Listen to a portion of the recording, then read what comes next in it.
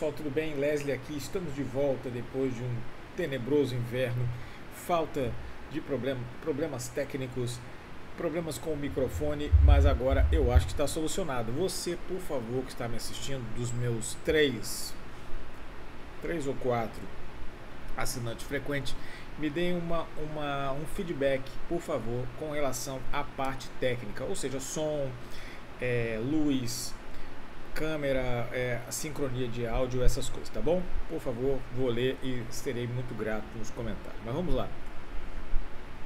A coisa começou quente em Santa Clara depois dessa off-season. O que aconteceu? São Francisco saiu de favorito ao Super Bowl para sair, obviamente, para não ter ido nem aos playoffs. Eu previ isso, não porque eu sou chato, não porque eu quero chegar aqui e dizer, olha, tá vendo como eu falei, mas porque isso era muito previsível na NFC. Todos os times que perderam o Super Bowl nunca voltaram. Então o São Francisco, para conseguir isso, deveria ter feito manobras importantes e não as fez. Então o que acontece? Pagou o preço por isso. Já tinha acontecido em 2019 e 2020. Houve um número grande de lesões por conta de uma série de outros fatores relacionados à lesão. A gente viu esse ano a manutenção e o management, né, que eles chamam, né, a gestão desses jogadores machucados não foi boa. Vimos como Christian McCaffrey na volta voltou como se fosse 100%, tirou simplesmente Jordan Mason, Hufanga, Dream Greenlaw, que acabaram se machucando, todos eles acabaram se machucando de novo após a volta. A gente já fez até vídeo sobre isso. Então foi muito mal feito a sua gestão de pessoal e de pessoal que está lesionado. Há uma teimosia de Kyle Shanahan, que eu inclusive eu tuitei hoje. Quem me segue lá no Twitter sabe disso, que eu coloquei ali, que eu perguntei para o Grant Cohn, que eu sigo, que é um analista de lá, se ele consegue fazer alguma análise de Kyle Shanahan sem citar, se encaixa no esquema. Eu já estou cansado desse negócio de esquema. Imagina, você tem um time de futebol soccer, como a gente coloca aqui, e você tem a oportunidade de contratar um jogador, por exemplo, como Cristiano Ronaldo ou Messi em seu auge. Seja ele, escolha aí o jogador, tá? Escolha o jogador, Romário, que seja. E aí você não vou contratar ele porque ele não se encaixa no meu esquema. Ou seja, você não quer mudar um pouco do seu esquema para um jogador de alto nível. Não faz nenhum sentido na minha cabeça, mas faz sentido ali. Mas vamos colocar aqui algumas coisas com relação já nessa off-season, tá? Temas principais, eu vou até fazer uma transição aqui no meio, depois que eu falar aqui as introduções, para quem começou nesse meio e quer pular. Vamos lá. A gente vai falar sobre os coordenadores, tá? Houve entrevista de coordenador defensivo importante, sobre jogadores, inclusive eles já falaram que vão liberar um jogador em 1º de junho, isso nunca aconteceu no front office, e outro que eles falaram que não, e obviamente o contrato de Brock Purdy, que é o que mais se fala aqui, tá bom? Vamos lá. Bom, voltando aqui, vamos começar sobre os coordenadores, porque tem uma coisa nova aqui que eu até não tinha colocado para falar, mas isso saiu ontem. O que acontece é o seguinte: Brian Schneider foi demitido, coordenador de times especiais, também previsto, tá? Assim como Nick Sorensen saiu da coordenação defensiva. Mas tem algumas coisas que a gente deve colocar. Nick Sorensen parece que vai continuar na instituição. Vai continuar. E estão cogitando que ele vá para ser coordenador dos times especiais. Eu falo assim, peraí, vamos ver se eu entendi. Nick Sorensen, que fez um péssimo trabalho como coordenador defensivo. Vamos retomar, tá? Brian Schneider sair era previsível, tá? Foi o pior special teams da liga. Pior mesmo, tá? Em todos os quesitos. E aí o Nick Sorensen, que foi ruim como coordenador defensivo, tá? Que tinha feito a aplicação no ano anterior de pessoal, ele não está preparado e tudo mais. Aí no ano seguinte, com o Steve Wilkes, que fez a terceira melhor defesa da liga, lembra, no Super Bowl ele consertou os problemas e no Super Bowl segurou o Patrick Mahomes para 16 pontos. Isso mesmo. Enfim, aí ele substituiu o Steve Wilkes foi a 27ª, uma coisa assim, eu nem olhei porque eu fiquei com receio de olhar, mas entre as piores defesas da liga. Os últimos jogos, o time em frangalhos, 40 e tantos pontos, e aí vem a informação por que é que o Nick Sorensen foi contratado. Porque os jogadores gostavam dele, não gostavam muito do Steve Wilkes. O coordenador defensivo está cobrando dos jogadores de defesa, está cobrando esforço, cobrando que eles cumpram as determinações. Meu Deus, aí o jogador não gosta. Aí ele contratou o Nick Sorensen.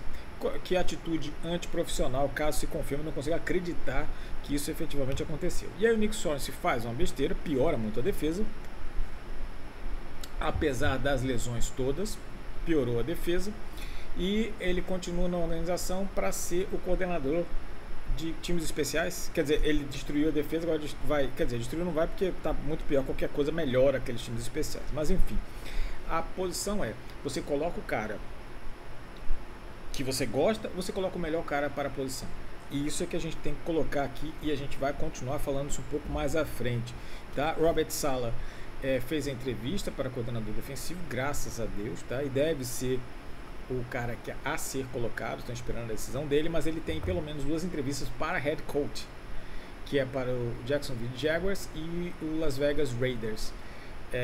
Eu apostaria que caso ele vá ficar, ele fique em Jacksonville, tá? Porque ele tem história lá e tudo mais. Embora o Raiders deva oferecer uma coisa muito boa, acredito que ele vai ficar. Não vejo esse perfil lá em Las Vegas. Enfim, vamos lá, vamos continuar. Não menos importante, vamos falar agora sobre os jogadores.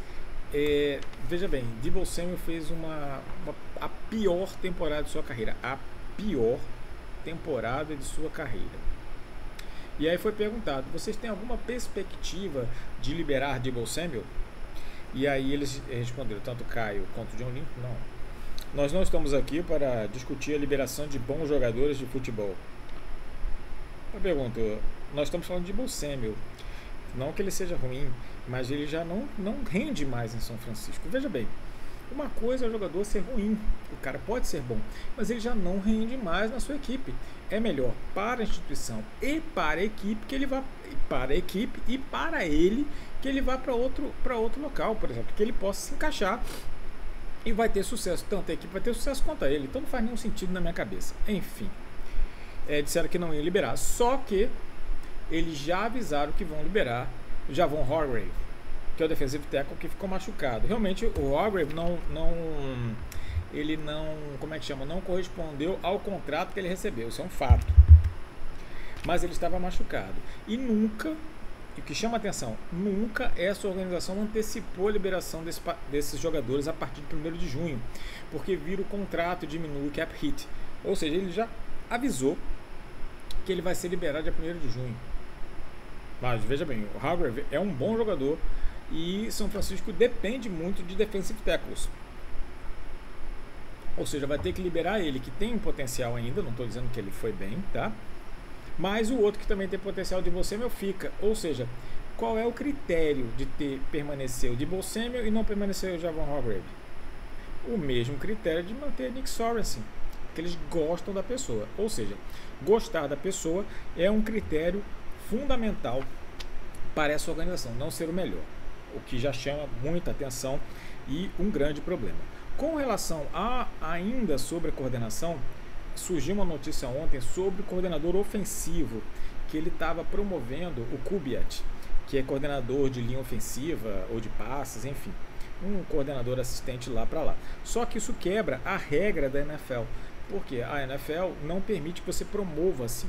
Você precisa fazer uma série de entrevistas. Coisas da NFL, a gente pode discutir se é certo ou errado, mas o fato é que as regras são essas. Então, mesmo sendo interno, ele precisa promover um número X de entrevistas para o cargo. E ele diz que já ia promover, não pode.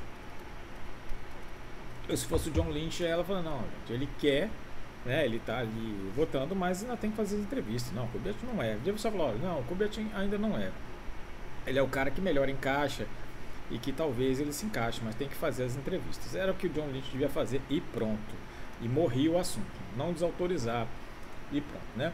Vamos lá. E agora o mais importante e o mais polêmico. Eu vou até fechar meu caderninho aqui que eu estava com as anotações, que é Brock Purdy, o seu contrato de Brock Purdy. Nós já fizemos um vídeo sobre isso e John Lynch e Kyle Shanahan deram todo o suporte possível e imaginário para o Brock Purdy.